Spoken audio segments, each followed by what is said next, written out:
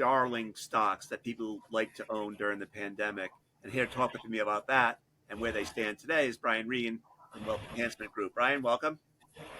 Hi, Bob. Thanks for having me as usual. Oh, a pleasure. And it will be a pleasure to have you review some of those pandemic darlings and where they are now and what folks should think about them.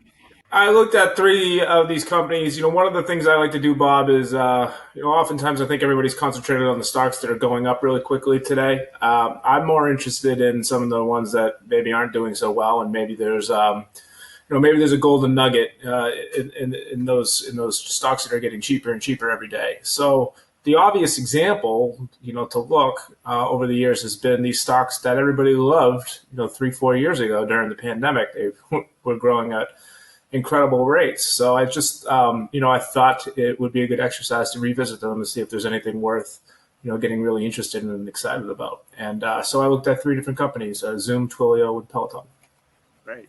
You want to start with Zoom? Yeah, so I actually wrote this article, and it turns out that the companies are listed in order of balance sheet strength. That was a complete coincidence, but I actually thought it worked well for the article. So the strongest company in terms of financial position is Zoom. They were able to keep all their growth from the pandemic.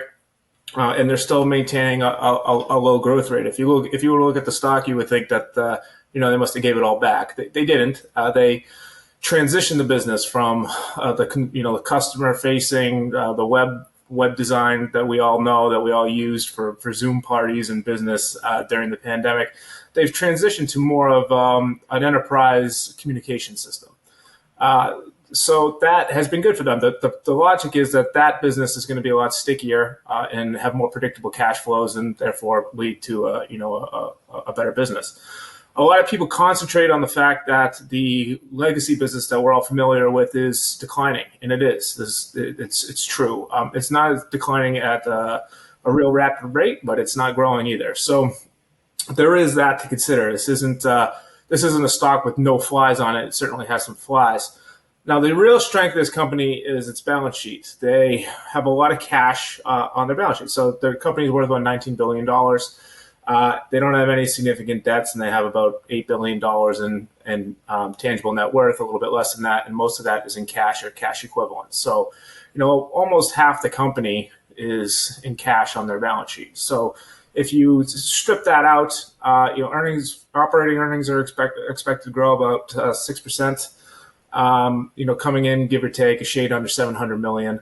That makes for a company that is attractive from a valuation standpoint. Now, since I've wrote this, I think I was a little bit more bullish on it at the time than I am now, and the reason for that is because the Apple Web Developer Conference was interesting. A lot of the things that Zoom is doing, and Zoom, made pretty standard on their enterprise software communications platform, is going to be incorporated in the iPhone. So there is that risk that I think we need to keep in mind when we're investing in something like this. You mentioned legacy businesses, and I think about how before Zoom there might have been WebEx, and before WebEx it might have been Skype, and so we're in a constant state of sort of innovation where legacy businesses are being replaced by perhaps newer, better enterprises. Is there any risk of, you sort of just mentioned, I guess, one big risk here. Does Zoom face any other sort of unknown or unforeseen risk? One of the things that's interesting about Zoom is their founder and CEO was a product manager on WebEx, and he wasn't satisfied with how it worked. So that's part of the reason why he created Zoom, with the idea of creating a platform that worked better. And I think he was very successful at that. Now, he was also, smart enough to realize that there was a lot of strong competition and not to stand idly by. So there was, a good 2 years where you saw R&D costs go up, margins get compressed, a lot of reasons for people to want to sell the stock. And that is kind of done now, right? I don't know if they're going to have to go into another cycle of that due to the, I just mentioned the Apple competition, but now you're starting to see margins expand. And a lot of that profit, that revenue starts to fall to the bottom line again. And they're actually buying back stock. So, those are all positives. But I think you do need to be on the lookout for the competition constantly. Yeah, and I suspect whether it's Zoom, Twilio, or Peloton, you're thinking of these as sort of long-term holdings as opposed to trading stocks. Perhaps is that fair to say?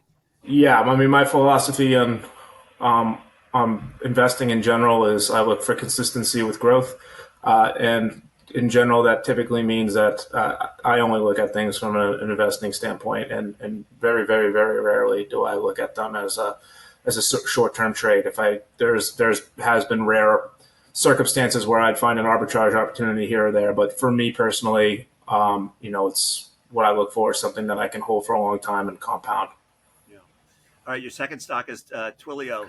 Eager to hear more about that. Yeah, so I think Twilio had a lot of the same market reaction as Zoom during the pandemic, and if you look at their charts, they look very similar. Straight line during those pandemic times and straight down afterwards. But similar to Zoom, this has a lot of cash on their balance sheet. They have minimal debt. What Twilio does, if people are unfamiliar, it's basically a B2C enterprise communications software. The example that I like to use is if you ever got that notification on your phone that your Uber is arriving, that's Twilio's platform, right? So enterprise software is typically stickier, like we just talked about, than consumer software. So that's the good thing about Twilio. The bad thing about Twilio is they are not profitable. And they haven't ever been. Their sales are slowing. Their sales were, interestingly enough, their sales started slowing before the pandemic hit, and this should have been a sign of, market saturation or market maturity. And now, they've hit that to the nth degree. So if they were growing at 100%, then they started growing at 80%. Now they're in the single digits. So, they're growing at single digits. They are not profitable. And that all makes it really hard to take costs out of the business if you want to become profitable. Because let's say you take down your advertising, your revenue is not going to grow as fast, right? And one of the things that they're doing that I don't necessarily love is, despite the fact that they're not profitable, they're buying back stock. So one of their strengths is their balance sheet, and they're basically wasting it away. What I would love to see them do is take that cash and put it into, sales growth or some kind of project that will save the business, because it's kind of on a slow, long track to irrelevance the way they're moving now. So, this isn't an immediate thing. Maybe people smarter than me could figure out how to do it for a trade. But if you're looking for consistent companies with growth, this has not been consistent. It's got slowing growth, and I think that management's likely doing the wrong thing with the cash that they do have.